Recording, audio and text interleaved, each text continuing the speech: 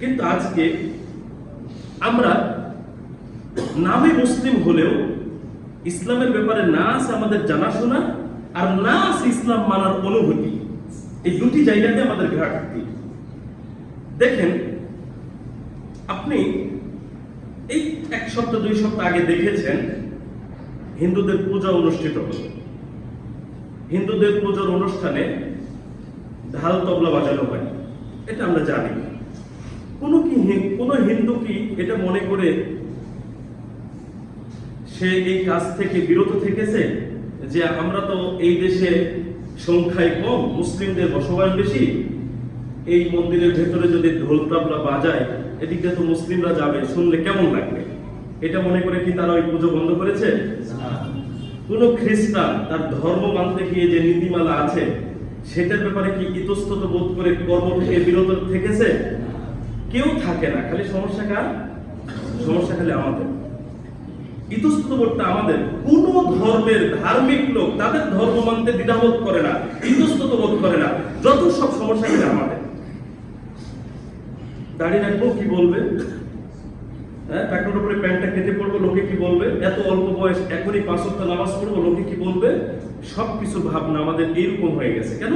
এই ভীতিটা ঢুকিয়ে দেওয়া হয়েছে, বুঝানো হয়েছে যে অল্প বয়সে ধর্মকর্ম করলে তুমি খ্যাত। ভার্সিটির ছাত্র ছাত্রীদের ভাষায় খ্যাত বলা হয়। অল্প বয়সে কেন তুমি এই কাজ করবে? বয়স আরো পড়ে আছে, পরে ধর্মকর্ম করো, এখন আনন্দ করো। মরার বয়স আছে নাকি? এখানে আগে বলে রাখি, যেহেতু প্রসঙ্গ তো চলে আসলো। পৃথিবীতে আসার সিরিয়াল আছে, যাওয়ার কোনো সিরিয়াল নাই। দাদা আগে জন্মগ্রহণ করবে, তারপরে বাবা আসবে, তারপরে নাতি নাতনি আসবে। নানা নানি আগে পৃথিবীতে আসবে, তারপরে মা আসবে, তারপরে নাতি নাতনি আসবে। আসার একটা সিরিয়াল আছে।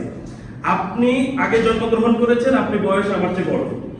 আমার পরে যে জন্মগ্রহণ করেছে সে আমার চেয়ে বয়সে ছোট। এর একটা ধারাবাহিকতা আছে পৃথিবীতে আসা যাওয়ার কোনো সিরিয়াল নেই, কোনো ধারাবাহিকতা নেই। দাদা পৃথিবীতে বেঁচে আছে, নাতি মারা গেছে।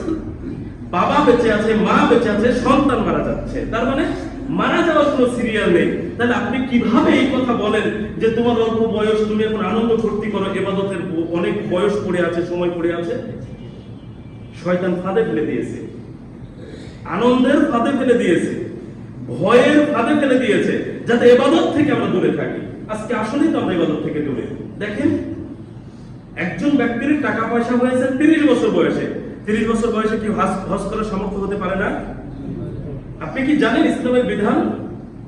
হজ যখনই ফরজ হয়ে যাবে, অর্থনৈতিক ভাবে শারীরিক ভাবে যাওয়ার সক্ষমতা আছে, বিলম্ব না করে হজ করাটা জরুরি। বিলম্ব না করে হজ করাটা জরুরি।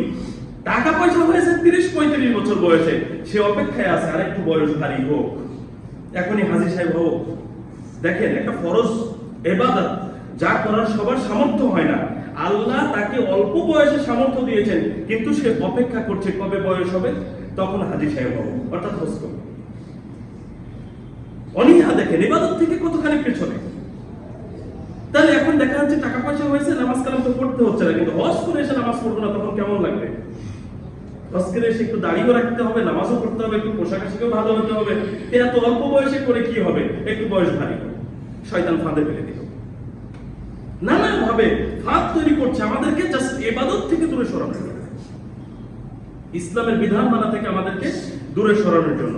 আমি এই পয়েন্টে বলতে চাচ্ছি, কোন ধর্মের মানুষ তার নিজের ধর্ম মানতে ইতস্তত বোধ করে না। কে কি করলো, কে কি মন্তব্য করলো, কে আমাকে কিভাবে দেখছে, কোন দৃষ্টিতে, কোনো চিন্তা করে না। প্রত্যেকে তার নিজের ধর্ম ঠিক ভাবে মেনে চলছে। অথচ মুসলিমরাই শুধু অনীহা, ইতস্তত বোধ, ভয়, ভীতি এগুলো নিয়ে পড়ে আছে নানা ভাবে। সম্মানিত উপস্থিতি, তাহলে আজকে এই পরিস্থিতি যদি আমাদের চলমান থাকে, অদূর ভবিষ্যতে আমাদের পরিস্থিতি কি দাঁড়াবে?